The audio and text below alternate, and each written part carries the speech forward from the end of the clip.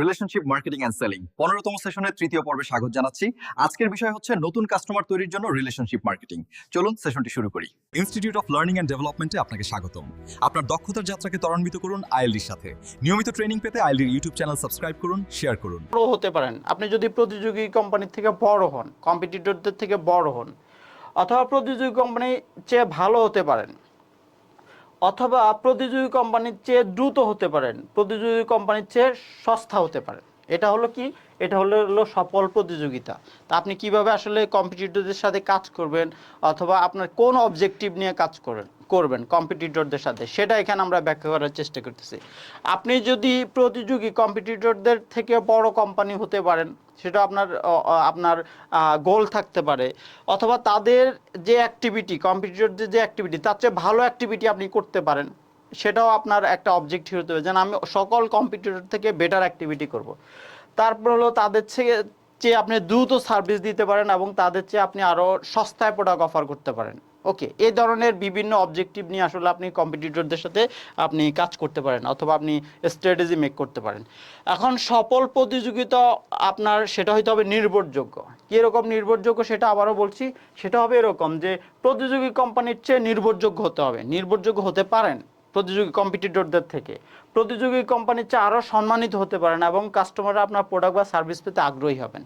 তাহলে আসলে আপনি কাস্টমারদের কাছে আপনার প্রোডাক্ট বা সার্ভিস অথবা আপনার কোম্পানিকে কীভাবে উপস্থাপন করবেন, সেটা কম্পিটিটরদের থেকে ভালো, নির্ভরযোগ্য, সস্তা আপনি প্রোডাক্ট অফার করবেন, অথবা কোয়ালিটি প্রোডাক্ট অফার করবেন, বেটার সার্ভিস দিবেন, সব কিছুই কিন্তু আপনার বিজনেস অবজেক্টিভের পার্ট। তাহলে আপনার বিজনেস অবজেক্টিভ কীভাবে সেট করবে, এটা আপনাকে সেট করতে হবে টোটাল মার্কেটের অ্যাক্টিভিটি যাচাই করে। দেন আপনি আইডিয়া মেক করবেন, ডিসিশন মেক করবেন যে আসলে প্রতিযোগিতায় কীভাবে আপনি এগিয়ে থাকবেন। তাহলে প্রতিযোগিতায় এগিয়ে থাকার কতগুলি কৌশল আমরা বলে দিলাম, যে আপনি যদি কম্পিটিটরদের থেকে আপনি মানে বিজনেস ভ্যালু যদি বেশি হয়, তাহলে আপনি তাদের থেকে বড় হতে পারেন, তাকে আপনি খুব র্যাপিড সার্ভিস দিয়ে আপনি তার থেকে এগিয়ে থাকতে পারেন, অথবা আপনার কাস্টমার কেয়ারটা আরও ভালো দিতে পারেন, অথবা তাদের প্রবলেম সলিউশনটা খুব দ্রুত দিতে পারেন। ওকে, অথবা সস্তায় প্রোডাক্ট অফার করতে পারেন কম্পিটিটরদের থেকে। ওকে, অথবা নির্ভরযোগ্য অফার দিতে পারেন। বিভিন্ন অ্যাক্টিভিটির মাধ্যমে কিন্তু আপনি প্রতিযোগী কোম্পানি থেকে ভালো অবস্থানে কিন্তু আপনি থাকতে পারেন। এখন আমরা আলোচনা করব এসইও সম্পর্কে, অর্থাৎ সার্চ ইঞ্জিন অপটিমাইজেশন সম্পর্কে। সো গুগলে ব্যবসা প্রতিষ্ঠানের ওয়েবসাইটকে ফ্রি তালিকাভুক্ত করা যায়, এটা আপনি এসইও যদি করেন। বিংয়ে খুব সহজে ব্যবসা প্রতিষ্ঠানের ওয়েবসাইটকে ফ্রি তালিকাভুক্ত করা যায়, এবং সার্চ ইঞ্জিনে ভালো র্যাঙ্কে পেতে হলে আপনাকে এসইও করা উচিত। ওকে, অর্থাৎ অপটিমাইজ করা, সার্চ ইঞ্জিনকে অপটিমাইজ করে আপনি আপনার ওয়েবসাইটকে র্যাঙ্কিংয়ে এগিয়ে রাখতে পারেন। এটা হলো আরেকটা স্ট্র্যাটেজি, যে সোশ্যাল মিডিয়াতে আমাদের যদি ওয়েবসাইট থাকে, তাহলে ওয়েবসাইটটিকে আমরা কিভাবে র্যাঙ্কিংয়ে উপরে আনতে পারি, ওয়েবসাইটে কিভাবে আমরা খুব মানে আইডেন্টিফাইয়েবল করতে পারি, ঠিক আছে, খুব পপুলার করতে পারি, সেটার জন্য আমরা এই স্ট্র্যাটেজি সার্চ ইঞ্জিন অপটিমাইজেশন করে আমরা এই কাজটা করতে পারি। তারপরে আপনার অবশ্যই একটি লিঙ্কডইনে একটা বিজনেস পেজ থাকা উচিত, কারণ লিঙ্কডইনে আসলে লিঙ্কডইনের যারা আপনার যারা ফলোয়ার, এরা কিন্তু সবাই হাইলি এডুকেটেড। ওকে, সো সেখানে আপনার প্রতিষ্ঠানের একটা অবস্থান থাকা উচিত। সো কোম্পানির তথ্য দিয়ে লিঙ্কডইন পেজটি পরিপূর্ণভাবে তৈরি করা উচিত, এবং এটা খুব ফরজ কাজ। ওকে, এবং কোম্পানির লগো ব্যবহার করুন, সার্ভিস সম্পর্কে তথ্য তুলে ধরতে পারবেন, প্রতিদিন কোম্পানি সম্পর্কে বিভিন্ন তথ্য আপনি লিঙ্কডইনে শেয়ার করতে পারেন। এবং লিঙ্কডইনে কিন্তু খুব কাস্টমারদের মধ্যে একটা কোয়ালিটি আছে, লিঙ্কডইনে কাস্টমাররা কিন্তু খুব এডুকেটেড। সো ওই লেভেলে যদি আপনি আপনার কোম্পানির অথবা আপনার প্রোডাক্টের কিংবা সার্ভিসের একটি অবস্থা আপনি তুলে ধরতে পারেন, যেটা ব্র্যান্ড ইমেজ ডেভেলপমেন্টে অনেক বেশি হেল্প করবে। সো সোশ্যাল মিডিয়া অ্যাকাউন্ট, যেটা আমরা বললাম, ফেসবুকে আপনার কোম্পানির অথবা আপনার প্রোডাক্টের সার্ভিসের একটা পেজ থাকতে পারে, তারপরে টুইটারে একটা থাকতে পারে, এবং আপনার ফেসবুক টুইটারে নিয়মিত আপনাকে অ্যাক্টিভ থাকতে হবে এঙ্গেজমেন্ট বাড়ানোর জন্য অথবা ফলোয়ার বাড়ানোর জন্য। এই কাজগুলো আপনি সঠিকভাবে কিন্তু করতে পারেন। তারপরে আমরা যে বিষয়টা আলোচনা করব সেটা হলো সোশ্যাল মিডিয়া প্ল্যানিং।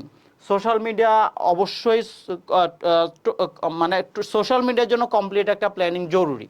অনেকে আসলে এই প্ল্যানিংগুলি থাকে না, বিক্ষিপ্তভাবে কাজ করে। সো তারা আসলে সোশ্যাল মিডিয়াতে কোনো ইম্প্যাক্ট তৈরি করতে পারে না, তারা আসলে সোশ্যাল মিডিয়ার মাধ্যমে নতুন কাস্টমার তারা তৈরি করতে পারে না। আমাদের আজকে আলোচনা বিষয় ছিল কিন্তু যে রিলেশনশিপ মার্কেটিংয়ের মাধ্যমে কীভাবে আমরা নতুন কাস্টমার তৈরি করব। সো এগুলো হলো স্ট্র্যাটেজি। আমরা লিঙ্কডইনের মাধ্যমে, সোশ্যাল মিডিয়ার মাধ্যমে, তাই না, ইমেল মার্কেটিংয়ের মাধ্যমে আমরা নতুন কাস্টমার ডেভেলপ করব। ওকে, এবং আমরা বলেছিলাম যে কম্পিটিটর কোম্পানির বিভিন্ন অ্যাক্টিভিটি ফলো করে সেখান থেকে আমরা নতুন কাস্টমার ডেভেলপ করতে পারি। তাহলে সোশ্যাল মিডিয়া ইউজ করে আপনি যদি নতুন কাস্টমার ডেভেলপ করতে চান তাহলে আপনার সোশ্যাল মিডিয়ার একটা কমপ্লিট প্ল্যানিং লাগবে এবং প্রতিদিন সুনির্দিষ্ট সময় আপনাকে পোস্ট করতে, অর্থাৎ ফেসবুকে কোন সময় পোস্ট করলে ভিউ বাড়বে ওই টাইমটা আপনাকে জানতে হবে, ওই টাইমে পোস্ট করতে হবে। এবং কন্টেন্টের গুণগত মান বজায় রেখে যদি আপনি পোস্ট করতে পারেন, ধারাবাহিকভাবে করতে পারেন, শিডিউল মেনটেন করে যদি করতে পারেন, তাহলে অবশ্যই কিন্তু সোশ্যাল মিডিয়ার মাধ্যমে আপনি নতুন কাস্টমার ডেভেলপ করা সম্ভব।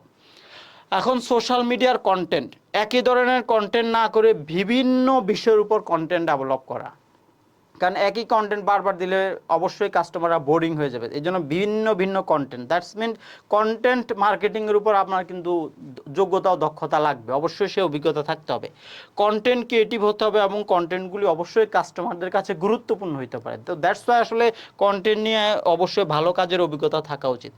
এখন সোশ্যাল মিডিয়ায় যদি আপনি সফল হতে চান, সোশ্যাল মিডিয়ার মাধ্যমে যদি আপনি নতুন কাস্টমার ডেভেলপ করতে চান, ফলোয়ার গ্রুপ তৈরি করতে চান অথবা ব্র্যান্ড কমিউনিটি তৈরি করতে চান, তাহলে যেটা করতে হবে নিয়মিত কন্টেন্ট পোস্ট করতে হবে আপনাকে, কন্টেন্টের গুণগত মান, কন্টেন্টের কোয়ালিটি থাকতে হবে এবং কাস্টমারদের সাথে বিভিন্ন ইন্টারাকশানে আপনাকে যেতে হবে এবং কাস্টমারদের যে ফিডব্যাক, কাস্টমারদের যে কমেন্টস, এটার অ্যান্সার আপনাকে করতে হবে, কাস্টমারদের সাথে এঙ্গেজমেন্টে যেতে হবে, কাস্টমারদের ফিডব্যাককে মূল্যায়ন করতে হবে।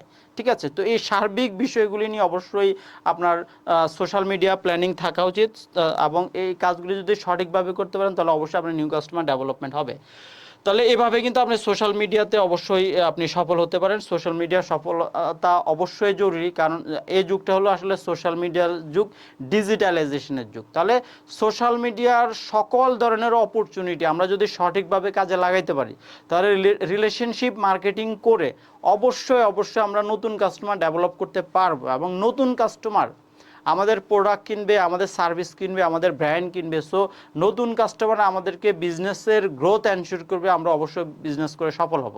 এটাই আমাদের উদ্দেশ্য। আপনাদের সবার জন্য শুভকামনা। আসসালামু আলাইকুম। ইনস্টিটিউট অফ লার্নিং অ্যান্ড ডেভেলপমেন্টে আপনাকে স্বাগতম। দক্ষতার যাত্রাকে ত্বরান্বিত করতে এবং নিয়মিত ট্রেনিং রিসোর্স পেতে আইএলডির ইউটিউব চ্যানেলটি সাবস্ক্রাইব করে রাখুন। এই ভিডিওটি